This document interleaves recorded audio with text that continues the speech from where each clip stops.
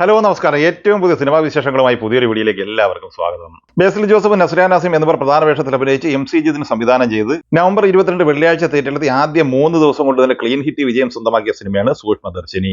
ദീപക് പറമ്പോൾ, സിദ്ധാർത്ഥ് ഭരതൻ, അഖില ഭാർഗവൻ എന്നിവർ കൂടി അഭിനയിക്കുന്ന ഈ സിനിമ സമീർ താഹിർ, ഷൈജു ഖാലിദ്, AV അനൂപ് എന്നിങ്ങനെ 3 പേർ ചേർന്നാണ് നിർമ്മിച്ചിട്ടുള്ളത്. വെള്ളി, ശനി, ഞായർ എന്നിങ്ങനെ ആദ്യ 3 ദിവസം കൊണ്ട് 8 കോടി 3 ലക്ഷം രൂപയാണ് ഈ സിനിമ കേരള ഗ്രോസ് കളക്ഷനായി കളക്ട് ചെയ്തത്. റെസ്റ്റ് ഓഫ് ഇന്ത്യ കളക്ഷനായി 2 കോടി 3 ലക്ഷം രൂപ സ്വന്തമാക്കിയ ഈ സിനിമ GCC ഓവർസീസ് കളക്ഷനായി കളക്ട് ചെയ്തത് $1 മില്യൺ. അങ്ങനെ ആദ്യ 3 ദിവസം കൊണ്ട് 18 കോടി 50 ലക്ഷം കളക്ട് ചെയ്ത ഈ സിനിമ 4-ാം ദിവസമായി ഇന്നലെ തിങ്കളാഴ്ച സൂക്ഷ്മദർശിനി കേരള കളക്ഷനായി കളക്ട് ചെയ്തത് 1 കോടി 60 ലക്ഷം രൂപയായിരുന്നു. അങ്ങനെ ആദ്യ 4 ദിവസം കൊണ്ട് കേരള കളക്ഷനായി 9 കോടി 63 ലക്ഷം രൂപയാണ് സിനിമ കളക്ട് ചെയ്തിട്ടുള്ളത്. 4-ാം ദിവസമായി ഇന്നലെ തിങ്കളാഴ്ചയിലെ ഈ സിനിമയുടെ world wide box office collection 3.5 കോടിക്ക് മുകളിലുമാണ്.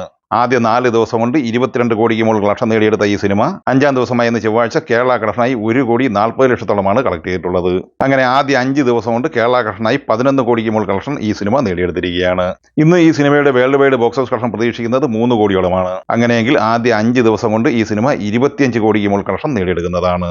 ഷറഫുദ്ദീൻ, ഐശ്വര്യലക്ഷ്മി എന്നിവർ പ്രധാന താരങ്ങളായി വൈശാഖരൻ സംവിധാനം ചെയ്ത് നവംബർ 21 തിയേറ്ററിലെത്തി മികച്ച അഭിപ്രായം നേടിയെടുത്ത മലയാള സിനിമയാണ് ഹലോ മമ്മി. ജഗദീഷ്, ജോണി ആന്റണി, അജു വർഗീസ്, സണ്ണി ഹിന്ദുജ, ബിന്ദു പണിക്കർ എന്നിങ്ങനെ താരനിരയുമായി തിയേറ്ററിലെത്തിയ ഈ സിനിമ ആദ്യ 4 ദിവസം കൊണ്ട് കേരള കളക്ഷനായി സ്വന്തമാക്കിയത് 1 കോടി 75 ലക്ഷം രൂപയായിരുന്നു. 5-ാം ദിവസമായി ഇന്നലെ തിങ്കളാഴ്ച കേരള കളക്ഷനായി 20 ലക്ഷം രൂപയും 6-ാം ദിവസമായി ഇന്ന് ചൊവ്വാഴ്ച കേരള കളക്ഷനായി 15 ലക്ഷം രൂപയുമാണ് കളക്ട് ചെയ്തിട്ടുള്ളത്.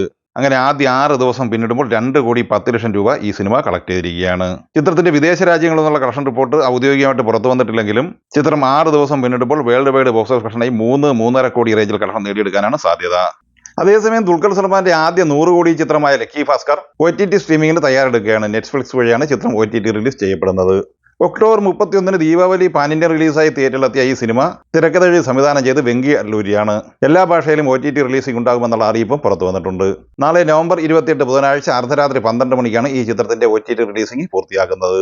അതേസമയം ഇന്ന് ചൊവ്വാഴ്ചയോടെ 26 ദിവസം പൂർത്തിയാകുന്ന ഈ സിനിമ കേരള ബോക്സ് ഓഫീസ് കളക്ഷനായി 21 കോടിക്ക് മുകളിലും world wide official collection report പ്രകാരം 120 കോടിക്ക് മുകളിലാണ് കളക്ട് ചെയ്തിട്ടുള്ളത്. അതേസമയം ചിത്രത്തിന്റെ world wide box office collection സംബന്ധമായ ട്രാക്കേഴ്സ് കണക്കുകൾ പുറത്തു വരുമ്പോൾ ചിത്രം 110 കോടി രൂപയുമാണ് കളക്ട് ചെയ്തിട്ടുള്ളത്.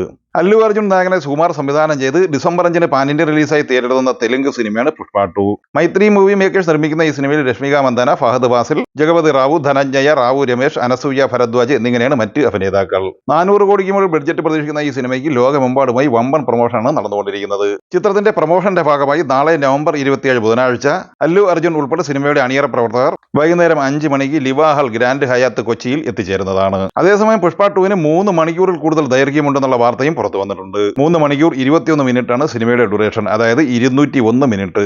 ഫസ്റ്റ് ഹാഫ് 1 മണിക്കൂർ 40 മിനിറ്റും സെക്കൻഡ് ഹാഫ് 1 മണിക്കൂർ 41 മിനിറ്റുമാണ്. നിലവിൽ ഈ സിനിമ വിദേശ രാജ്യങ്ങളിൽ നിന്ന് അഡ്വാൻസ് ബുക്കിംഗിലൂടെ $2.2 മില്യൺ കളക്ട് ചെയ്തിട്ടുള്ളത്, അതായത് 18 കോടി 50 ലക്ഷം രൂപ. ഈ സിനിമകളെക്കുറിച്ചും വീഡിയോ സംബന്ധമായി നിങ്ങളുടെ അഭിപ്രായങ്ങൾ കമന്റായി പറയുക. വീഡിയോ ഇഷ്ടമായി ലൈക്ക് ചെയ്യുക. നമ്മുടെ ചാനൽ സബ്സ്ക്രൈബ് ചെയ്യുന്ന കാര്യം കൂടി പരിഗണിക്കുക. വീഡിയോയുടെ നോട്ടിഫിക്കേഷൻ ലഭിക്കുവാൻ ബെൽ ഐക്കൺ കൂടി എനേബിൾ ചെയ്യുക. പുതിയ മറ്റൊരു വീഡിയോയുമായി വീണ്ടും കാണാം. എല്ലാവർക്കും ഒരിക്കൽ കൂടി നന്ദി, നമസ്കാരം.